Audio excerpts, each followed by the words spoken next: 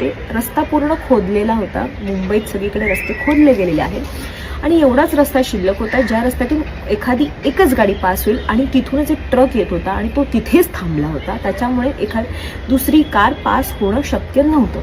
त्याच्यावर 1-2 माणसं, अरे मॅडम चलो ना. म्हटलं माझी गाडी इथून पास होणार नाही आणि मी तिथून गाडी नेणार नाही. कारण की लोकांना बोलायला काय, आपल्याला माहिती आहे आपण आपल्या एक्सपेन्सिव्ह गाड्या घेतो, आपल्याला माहिती आहे आपल्या गाडीची किंमत काय आहे. एवढूशा फटीतून गाडी काढणं, जर त्या गाडीला स्क्रॅच केला किंवा काहीही झालं तर हे भरून देणार आहेत का? नाही. त्यापेक्षा 2 मिनिट थांबा, त्या ट्रकला पास होऊ द्या, मग आपण गाडी म्हणजे धीर हा नसतोच लोकांना. त्याच्यावर ते एका माणसाला, अरे चलानी नाही आती गाडी तो चलाते क्यों हो? हे काय उत्तर असू शकतं?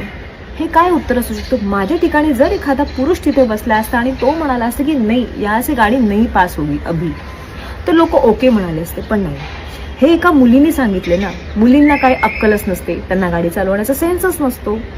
हा जो काही भेदभाव आहे समाजात आपल्या, हा कधी बंद होणार आहे मला हे काहीच कळत नाही आहे. कारण की जर तुम्ही माझा बिग बॉसही बघितलं असेल तेव्हाही मुलं हे करू शकतात, मुली हे करू शकत नाही, किंवा मुली हे करू शकतात. हा भेदभाव का आहे? सगळे समान आहेत, सगळे सगळ्याच गोष्टी करू शकतात.